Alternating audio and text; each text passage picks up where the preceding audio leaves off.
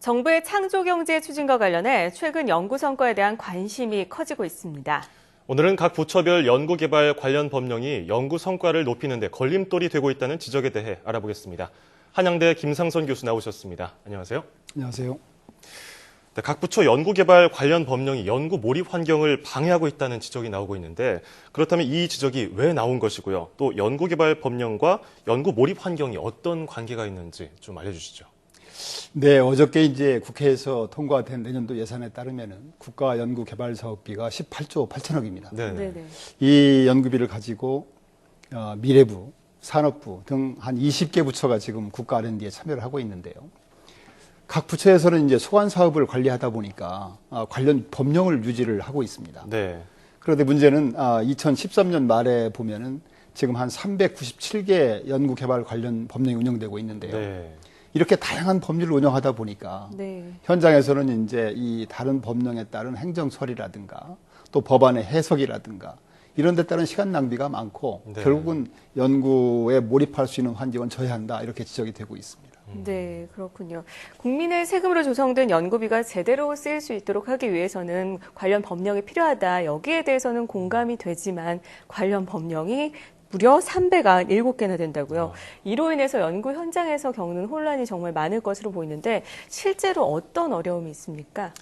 그렇죠. 이제 각 부처의 특성에 따라서 규정을 달리 해야 된다. 거기는 뭐 공감이 가지만 그러기에는 너무 이게 손실이 크고 또 시간 낭비가 많아서 국가 연구 개발 생산성을 저해하는 요소가 되고 있다고 보고 있습니다.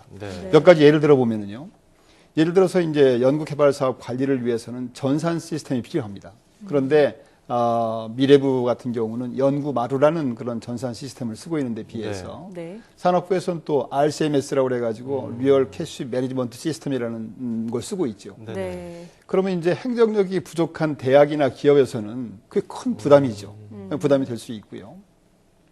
또 두 번째로는 이제 협약서라든가 이런 서식이 달라요.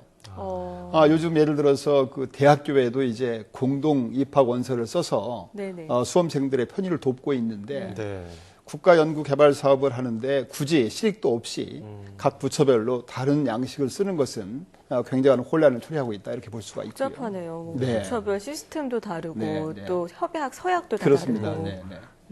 그래서 그리고 이제 또 연구 관리하는 단계에서 국가 연구 개발 사업에 참여하는 자격이라든가 연구비 사용이라든가 또 중간 평가 관리라든가 연구 보고서라든가 이런 그 제반 절차에 있어서도 조금씩 달라요. 부처마다. 그러다 보니까 이제 이걸 적용하기 위해서 또 혼란이 있고요. 심지어는 이제 그 어떤 용어가 또 달리 쓰이는 경우가 있어요. 어떤 특정 기관이나 주체에 대해서 다른 용어를 쓰니까 또 혼란이 있죠. 근데 만약에 어떤 그 중소기업이나 대기업에서 한 개 과제를 하는 것이 아니라 여러 부처 사업을 하게 될 경우를 생각해 본다면은 얼마나 혼란스럽겠습니까? 같은 국민의 세금으로 운영하는 사업들인데 부처마다 모든 기준, 시스템, 뭐 보고 양식이 다르다 보면은 그게 너무 많은 낭비를 초래할 수가 있는 것이죠. 그래서 이제 그런 것들을 빨리 좀 고쳐야 되겠다 하는 지적들이 많이 있는 것입니다. 연구기관들이 이렇게 일원화 안 된 시스템에서 일하고 있는지는 저도 미처 몰랐는데요. 그렇다면 이에 대한 정부의 대책은 뭐가 있습니까? 정부에서도 이제 그동안에 이런 문제가 많이 제기되는 것을 인식을 해서 그동안에 제기된 문제점을 중심으로 해서 이제 각계 의견을 수렴하고 정부 부처 의견 협의를 거친 다음에 국가 연구 개발 사업 관리 표준 매뉴얼을 만들었어요. 그래서 그 안을 만들어서 최근에 국가과학기술심의회 운영위원회에서 심의 의결 확정했습니다. 그래서 이제 이번에 만들어진 그 표준 매뉴얼은 총 그 4개 장 80절, 20절로 구성이 되어 있는데요.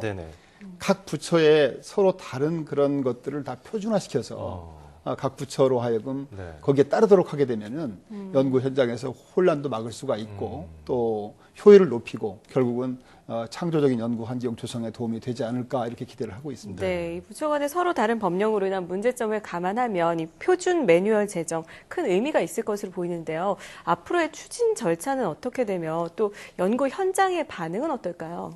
네, 이번에 이제 제정된 표준 매뉴얼에 따르면은 내년 1월 1일 이후부터 각 부처 법령을 개정할 때 이 내용을 적용하는 것으로 지금 규정이 되어 있습니다. 네. 네. 근데 이제 각 부처에서는 아무튼 가급적 빠른 시간 내에 이 표준 매뉴얼이 정하는 바에 따라서 소관 법령을 개정 추진함으로써 이 제도가 실효성 있게 되도록 해야 될 것으로 생각이 듭니다. 그래야겠죠. 연구 현장 반응이요. 아직은 지금 이제 표준 매뉴얼이 본격적으로 시행되기 전이기 때문에 잘 나타나 있지 않습니다. 그러나 이번에 표준 매뉴얼을 만드는 과정에서 현장의 의견을 충분히 수렴했기 때문에 현장에서도 아마 정부의 이런 노력에 대해서 상당히 좋은 반응을 보일 것으로 생각이 됩니다. 네. 다만 이제 정부에서는 이번 표준 매뉴얼 제정에 만족하지 말고 가급적이면 한 걸음 더 나가서 각 부처별로 지금 운영되고 있는 규정을 하나로 통합할 수 있는 방안은 없는지 이런 것들을 검토함으로 해서 연구 현장이 연구에 몰입할 수 있도록 도와야 된다고 생각을 하고 있습니다. 네. 네, 더불어서 이 관련 법령과 관련해서 정부가 좀 더 신경 써야 될 부분이 있다면 어떤 것들이 있을까요? 네, 좀 안타까운 일인데요. 사실은 이제 연구 규정들이 복잡하고 다양화되다 보니까 네. 현장에 있는 교수나 연구원들이 본의 아니게 연구 규정을 숙지를 못 해가지고 네. 규정을 어기는 일이 생깁니다. 그래서 이제 본의 아닌 범법자가 되고 심지어는 뭐 구속이 되는 사례도 있는데요. 그 정도입니까? 네, 이런 것들은 정말 그 소중한 어렵게 키운 과학자인데 네. 국가적인 손실이 될 수도 있겠지요. 네. 물론 의도적으로 연구비를 나쁘게 쓰겠다고 하는 사람은 벌을 받아야 되겠지만 네네. 이렇게 연구비 관련 규정을 잘 몰라서 범법을 하거나 이런 사례는 없어야 될 것으로 생각이 됩니다. 네. 참고로 이제 미국의 그 국립연구재단 NSF 같은 데서는 미국의 전 주를 다니면서 최근에 한 5년, 10년에 나타난 그 잘못 쓴 사례들을 네. 아주 재미있게 쉽게 교육을 합니다. 네. 그래서 사전에 예방하는 노력을 많이 해요. 네. 그래서 우리가 과연 이 감사나 이런 걸 통해서 가서 적발하고 처벌하는 것이만이 정답은 아니라고 생각이 됩니다. 오히려 그거보다는 사전에 예방하는 노력을 많이 기울여야 되겠다. 네. 그래서 우리도 처벌, 적발도 중요하겠지만 그거 못지않게 사전에 예방 교육을 함으로 해서 선의의 피해자가 없도록 막아야 된다고 생각을 하고 있습니다. 네, 예방이 가장 중요한 그렇습니다. 이 처방이 아닐까 싶습니다. 네. 자, 오늘은 각 부처별로 다른 연구개발 관련 법령의 문제점과 대책으로 제정된 표준 매뉴얼에 대해서 살펴봤는데요. 각 부처에서는 하루빨리 소관 법령을 표준 매뉴얼에 따라서 개정을 해서 창의적인 연구 환경에 몰입할 수 있도록 도와야겠습니다. 자, 지금까지 한양대학교 김상선 교수와 함께했습니다. 오늘 말씀 고맙습니다. 감사합니다.